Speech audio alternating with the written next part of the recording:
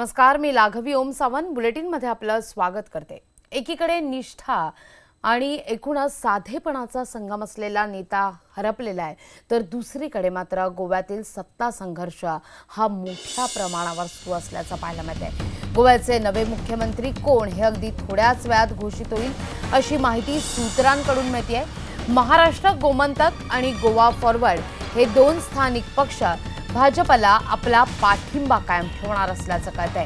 काल रात्री 12 वाजता गोव्यात नितीन गडकरी दाखल झाल्यानंतर अनेक नेते त्यांच्या भेटी घेण्यासाठी म्हणून दाखल झाले। यामध्ये भाजपचे आमदार, महाराष्ट्र गोमंतक आणि गोवा फॉरवर्डचे आमदार यांचा समावेश होता। अपक्ष आमदारांशीही गडकरींनी चर्चा केल्याचं कळतंय। महाराष्ट्रवादी गोमंतक पार्टीचे सुधीर ढवळीकर गोव्याचे मुख्यमंत्री बनण्याची दाट चिन्ह आहेत। ढवळीकर यांनी विधानसभा उपसभापतींकडे मागणी केलेली आहे। भाजपला आजवर पाठिंबा दिला असं ढवळीकर म्हणतात। भाजप मगोला मुख्यमंत्रीपद देण्याची दाट शक्यता आहे। केंद्रीय मंत्री श्रीपाद नाईक, विजय सरदेसाई, सुधीर ढवळीकर, विश्वजित राणे आणि मायकल लोबो यांच्यासह अनेक नेत्यांनी गडकरींची भेट सुद्धा घेतलेली आहे। डिस्कशन अभी चालू है, उसको फाइनल कुछ हुआ नहीं। सुबह 8 बजे से पहले हो जाएगा। कुछ नहीं हुआ सर। क्या अलायंस पार्टनर का साथ भी कुछ डिस्कशन हुआ था? सब मैं नहीं था, गडकरी जी अकेले बैठ के बात कर रहे थे। डिस्कशन फाल्या बसतले पडटा, फाल्यां परत बसतले। केन्ना मेरेन जातले फायनल? जातले इजी जातले फायनल। एकीकडे महाराष्ट्र गोमंतक पक्ष भाजप यांची मोर्चे बांधणी सुरू आहे, तर दुसरीकडे काँग्रेसनं सुद्धा सत्ता स्थापनेचा दावा केलाय। काँग्रेसनं राज्यपालांकडे भेटीची वेळ मागितली आहे, मात्र अद्याप राज्यपालांकडून काँग्रेसला भेटीची वेळ मिळाली नसल्याची माहिती मिळतेय।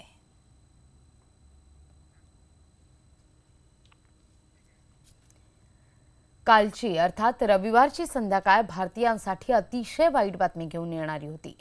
देशाचे माजी संरक्षण मंत्री आणि गोव्याचे मुख्यमंत्री मनोहर पर्रीकर यांचं दीर्घ आजारानं निधन झालंय। ते 63 वर्षांचे होते।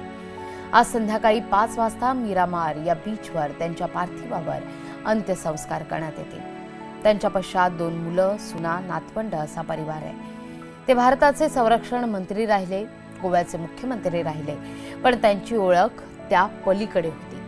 अत्यंत साधी राहणी, कामाचा प्रचंड वेग, स्वच्छ प्रतिमा, कधीही वादग्रस्त किंवा शेलक्या भाषेत कोणावर टीका नाही, भ्रष्टाचाराची प्रकरणं नाहीत की हलगर्जीपणाचे आरोप नाहीत। यात भर म्हणजे देशातील पहिला IITची पदवी असलेला आमदार हा बहुमान त्यांच्या ठायी आहे। हा लोकप्रिय लोकनेता सदैव आपल्या स्मरणात राहील, यात मात्र शंका नाहीये।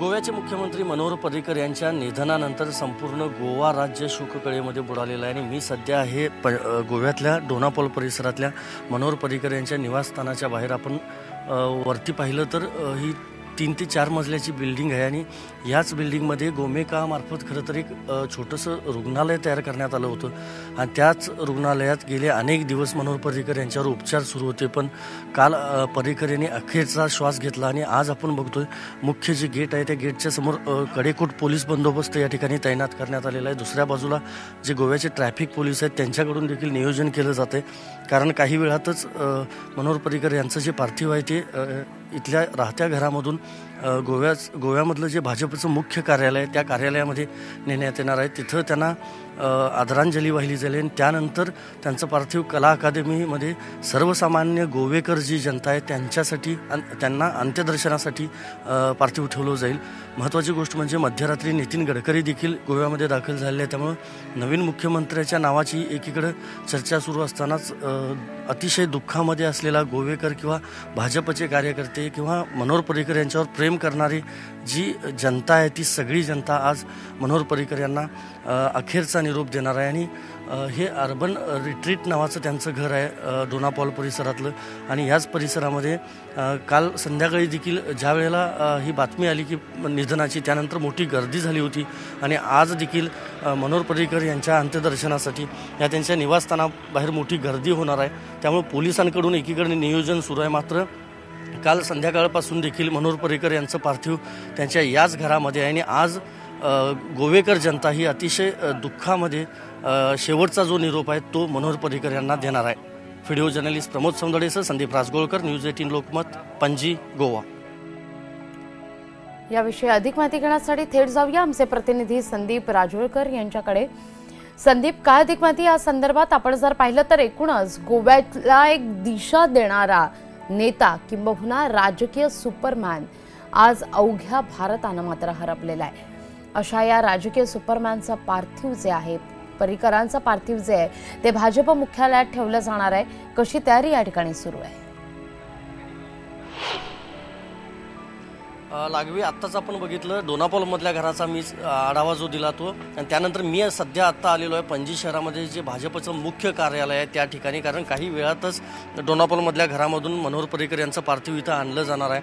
आपण बघतोय पणजी शहरातलं ही जी इमारत आहे, ह्या इमारतीमध्ये भाजपचं मुख्य कार्यालय आहे आणि सगळ्या कार्यकर्त्यांनी अतिशय मन घट्ट करून खरं तर आपण समोर जर पाहिलं तर ही सगळी तयारी केलेली आहे. हे जे बॅरिकेड्स आहेत सगळे ते लागवी आपण पाहतोय फुलांनी सजवलेले आहेत. पाठीमागं जर आपण नजर टाकली तर अगदी बोलका असा जो फोटो आहे मनोहर पर्रीकर यांचा, तो फोटो या ठिकाणी लावण्यात आलेला आहे आणि समोर जी जागा दिसते या ठिकाणीच मनोहर पर्रीकर यांचं पार्थिव जे आहे ते ठेवलं जाणार आहे. हा सगळा भाग आपण बघतोय फुलांनी सजवला जातो. ही सगळी तयारी सुरू आहे. त्याचबरोबर आजूबाजूला देखील मनोहर पर्रीकर यांचे फोटो लावलेले आहेत. आणि दुसरीकडे जर आपण नजर टाकली तर मोठा कडेकोट पोलीस बंदोबस्त या ठिकाणी तैनात करण्यात आलेला आहे लागवी. कारण कदाचित भाजपचे वरिष्ठ नेते त्याचबरोबर मंत्रिमंडळातले दिग्गज मंत्री हे देखील या ठिकाणी येण्याची शक्यता आहे आणि त्यामुळं आपण बघतोय वेगवेगळ्या ज्या फोर्सेस आहेत गोवा पोलिसांच्या त्या या ठिकाणी सगळ्या दाखल झाल्या आहेत. ट्रॅफिकचं सगळं नियोजन देखील आपण जर पाहिलं तर केलं जातं. या ठिकाणी ह्या महिला पोलीस देखील आपल्याला दिसतात. साधारणतः 1 ते 1.5 तासानंतर म्हणजे 9:30च्या दरम्यान लागवी मनोहर पर्रीकर यांचं पार्थिव जे आहे ते त्यांच्या घरामधून या ठिकाणी आणलं जाईल भाजपच्या या कार्यालयामध्ये आणि इथं 1 तास त्यांचं पार्थिव ठेवलं जाणार आहे. आणि त्यानंतर कला अकादमी जी आहे त्या कला अकादमीमध्ये संध्याकाळी 4 वाजेपर्यंत त्यांचं पार्थिव ठेवलं जाईल आणि मग त्यानंतर 5 वाजता साधारणतः त्यांच्या पार्थिवावर अंत्यसंस्कार केले जाणार आहेत. लागवी संदीप, शासकीय इतमामात हे अंत्यसंस्कार केले जातील. धन्यवाद तुम्ही दिलेल्या एकूणाच्या सविस्तर माहिती करता.